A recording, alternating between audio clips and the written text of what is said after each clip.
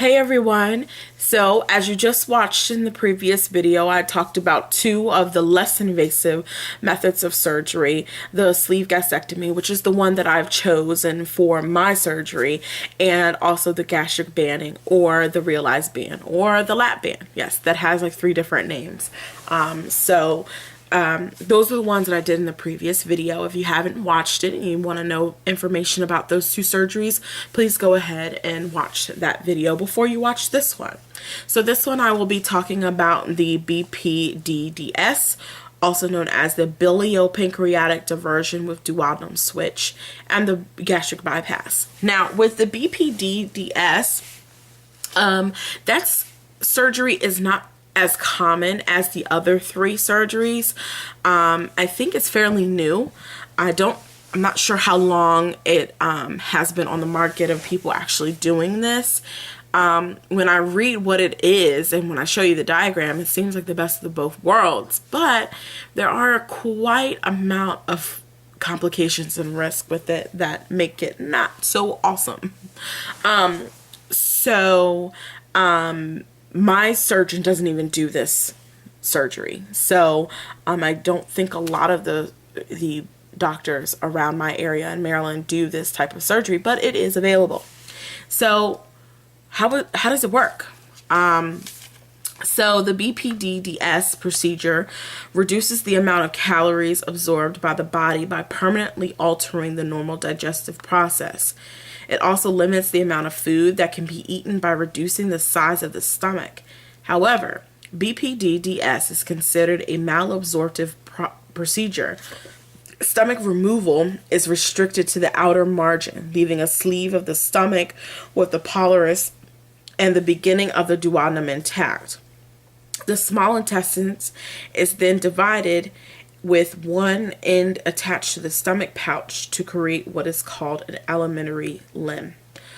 All the food moves through the segment, however, not much is absorbed. The bile and pancreatic juices move through the biliopancreatic limb. This separates digestive juices until they join at a common channel. So what the heck did I just say? There's a lot of words that are like, what went over your head, right? Well, here we're gonna get it back on track. So here is the diagram. So as you can see, it's just like the sleeve with the stomach part. So they cut it into the small banana shape. So all you have left of your stomach is that little piece right here, right there. That's your stomach, okay? But here is something different. Your digestive system is being rerouted, okay? So this part of your digestive system is no longer in the process of digesting your food, which also helps with absorbing the nutrients and vitamins that you normally get with a normal digestive process. It's no longer there. This is all that's left in your digestive system, and then it hooks back to the bottom part of this intestine. Okay, so it allows food to bypass much of the small intestines where calories and nutrients are normally absorbed, which is what I just said. So the advantages of this surgery is it does not restrict the types of food that can be eaten and allows for larger meals compared with other bariatric procedures. Now, when I read that, I was like, are you kidding me? I can still eat as much as I want. I can still eat the same, and I can eat whatever I want. And you know, if you know a little bit about the bariatric surgeries, you know for a fact that there are some things that people can't eat anymore. You know, you're restricted with the amount of food that you can eat. You know, you see people with half of a plate and they can barely eat half of their plate. They can eat like a quarter of it. But with this, you can still eat that full plate and you can eat as much as you want. Sounds like the best of both worlds. You got the rerouting process going and you got the little small stomach. You're getting the best of both worlds, right? Hold on just a minute. Okay, so along with that advantage, the average excess weight loss is generally greater than with gastric banding and sleeve gastrectomy because it provides the highest level of malabsorption. So you're not getting a lot of nutrients and vitamins absorbed. So you're going to have greater weight loss. No post-operative adjustments are required like the gastric band. I think the gastric band is the only the only surgery where you're going to need to go back and get adjustments and things like that. In a clinical study, the BPD-DS patients, 94% lost more than 70% of their excess weight at 1 year. 62% lost 75% of their excess weight at 3 years, and 31% lost 81.4% of their excess weight at 5 years. That's amazing. You're almost losing almost all of your excess body weight in 5 years. That's amazing. In 5 years, you're a completely whole different person, right? And it's also shown to resolve type 2 diabetes, high blood pressure, obstructive sleep apnea, and it is also shown to help improve high cholesterol. So those are amazing advantages, and it seems like the best of both worlds. You're getting the sleeve and you're getting the gastric bypass with the rerouting of the digestive tract, all in one surgery, right? So that's a little bit more invasive than the sleeve.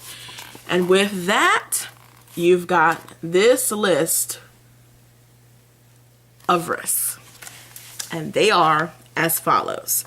For all malabsorption procedures, there is a period of intestinal adaptation when bowel movements can be very liquid and frequent. This condition may lessen over time, but may be a permanent lifelong occurrence. So basically what it's saying is you're going to have diarrhea. The first couple months or the first year, you're going to have diarrhea. That's what your bowel movements are going to be. Okay, that means you're losing a lot of fluid. So you're going to have to flush your body back with a whole bunch of water than, with sleeve and with the band. Okay, you're losing a lot of fluid with the diarrhea, and it can lessen over time. After that first year mark and your body is back to its normal grind, it may lessen. You may have more solid bowel movements, or it can be a lifelong thing, which can cause other issues.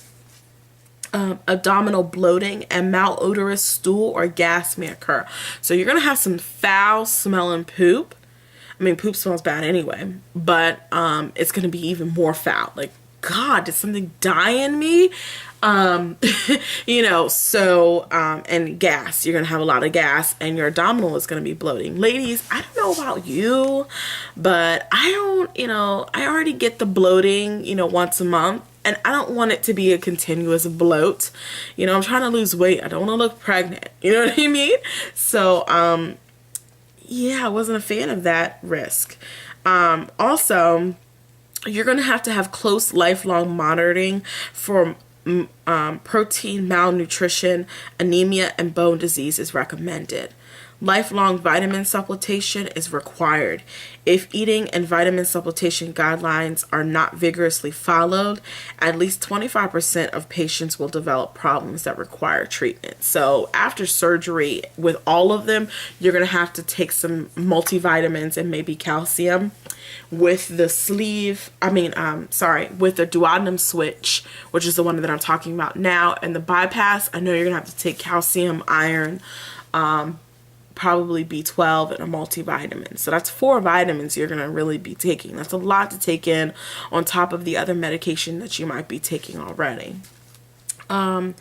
Changes to the intestinal structure can result in increased risk of gallstone formation and the need for the removal of the gallbladder. So that's something else to consider. Most of the surgeons that if you choose something like the gastric bypass, the sleeve sometimes, and the duodenal switch, they will already put in with the paperwork with the weight loss surgery itself to remove your gallbladder, just to prevent any of the gallstones. You don't want those. They're very painful and uncomfortable to have, and they'd rather just not even deal with those issues at hand. Rerouting of bile, pancreatic, and other digestive juices beyond the stomach can cause intestinal irritation and ulcers. So because the bile and the pancreatic juices that are used to break down the food during your digestive tract are bypassed, there's nowhere for it to go but everywhere else. And so once they start releasing those fluids, you can develop ulcers. It's very acidic juices and liquid in your body that helps break down the food, and when that's being bypassed, it's got to go somewhere, and sometimes it can create ulcers on your stomach, which are very painful, like sores that you can't feel. Like you can't actually feel the sore, but you can feel the effects of it. And the last risk is when removing or bypassing the pylorus, a condition called dumping syndrome can occur as a result of rapid emptying of the stomach contents into the small intestines. This is sometimes triggered when too much sugar or large amounts of food are consumed. While generally not considered to be a serious risk to your health, the results can be extremely unpleasant and can include nausea, weakness, sweating, faintness, and on occasion diarrhea after eating. So because your food is being bypassed by the large portions of your digestive system, and your food is dumping into your small intestines, which is basically the en route where you're going to the bathroom, your food is not able to absorb any of the nutrients and you're going to have to go.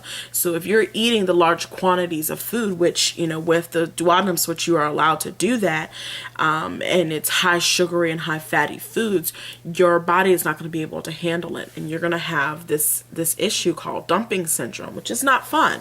You're basically having a panic attack and a food poisoning episode all at the same time. So you're getting the faintness, the weakness, your vision, you're freaking out. So it's not fun, right? So with all those risks, I just didn't see the benefits of it. So, the positive side is, I can still eat what I want. There's no restrictions on that. And how much I want, there's still no restrictions with that. But at the same time, you're bypassing all these things. I have to take so many medications, and I don't even like taking the medications that I have to take now, let alone to add additional ones onto that. Just not a fan. So that's the duodenal switch. And then the last method we're going to talk about, which is the most common method of surgery people choose, is the gastric bypass. So how does that work? The gastric bypass, which combines restrictive and malabsorptive surgery techniques, is the most frequently performed bariatric procedure in the United States. In this procedure, stapling creates a small 15 to 20 cc stomach pouch. The remainder of the stomach is not removed, but is completely stapled shut and divided from the lower stomach pouch. The outlet from this newly formed pouch empties directly into the lower portion of the duodenum, thus bypassing calorie absorption and the duodenum. To achieve this, the small intestine is divided just beyond the duodenum and a connection with the new smaller stomach pouch is constructed. The length of either segment of the intestines can be increased to produce lower and or higher levels of malabsorption. So what the heck did I just say, right? So with the gastric bypass, unlike the sleeve and the duodenum switch, you are taking pretty much all of this stomach away, and all that's left is literally that little pouch right there. Okay, that's all that's left of your stomach, and it's the same rerouting process as the duodenum switch. Okay, so it's bypassing the small intestines here, okay, and it's meeting at this common ground right here and then down to your anus. Okay, so this allows the food to bypass a portion of the small intestines where calories and nutrients are normally absorbed. So just like, it's just like the switch with the rerouting of the digestive tract. So the advantages of the gastric bypass is that it limits the amount of food that can be eaten at a meal and reduces the desire to eat. Average excess weight loss is generally higher than with gastric banding or sleeve gastrectomy. No post-operative adjustments are required. An analysis of clinical studies reported an average excess weight loss of 61.6% in 4,204 patients. It's shown to help resolve type 2 diabetes, high blood pressure, obstructive sleep apnea, and to help improve high cholesterol. In the study of 608 gastric bypass patients, 553 maintained contact for 14 years. The study reported that significant weight loss was maintained at 14 years. So, with those amazing advantages, here are the risks. Heck of a lot more, right? So they are, because the duodenum switch is bypassed, poor absorption of iron and calcium can result in the lowering of total body iron and a predisposition to iron deficiency anemia. Women should be aware of the potential for heightened bone calcium loss. So already with this surgery, you're taking iron and calcium plus the multivitamin that they require for all of the bariatric surgery patients to take. So that's 3 pills already. Bypassing the duodenum has caused metabolic bone disease in some patients, resulting in bone pain, loss of height, humped back, and fractures of the ribs and hip bones. All of the deficiencies mentioned above, however, can be managed through the proper diet and vitamin supplements. Chronic anemia due to vitamin B12 deficiency can occur. This can usually be managed with vitamin B12 pills or injections. So you're either getting pill or injections of the B12, iron, calcium, and the multivitamin. So that's 4 pills additional on top of the medication that you're already taking. Okay, so that's a lot of pills to remember to take every single day. If you don't take those, trust me, you will know. Your body will tell you, because you will feel like crap and you'll be in pain. When removing or bypassing the polyps, a condition known as dumping syndrome, so that's the sweating and the vomiting because you're eating high quantities of food with sugar and fat all at the same time, your body can't handle it and you get the sweating, the nausea, the diarrhea, and things like that. In some cases, the effectiveness of the procedure may be reduced if the stomach pouch is stretched and or if it is initially left larger than 15 to 30 cc's. I haven't known for this to happen. It's very rare, but if it is, if your surgeon was sleepy that day and just didn't make it small enough, the effectiveness is going to lessen, obviously. And rerouting the bile and pancreatic and digestive juices beyond the stomach can cause intestinal irritation and ulcers. And the lower stomach pouch and segments of the small intestines cannot be easily visualized using x-ray or endoscopy if problems such as ulcers, bleeding, or malignancy can or should occur. So if you were to get ulcers or anything like that, sometimes they can be overlooked because the pouch is so small. So that is the end of, and those are all the methods that are available right now for bariatric surgery or weight loss surgery. And as you can see, with all the risk and complications with the switch and the bypass, I think the sleeve is the common ground. You're still getting a high percentage of the excess weight loss being removed from your body on average, and you don't have to take as much vitamins. And it just seems like the common ground. I'm still getting exactly what I want and minimizing my risks for the surgery.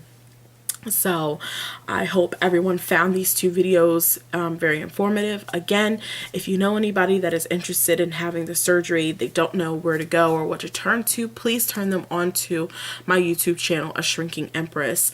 As always, share and subscribe, and thank you for watching. Bye.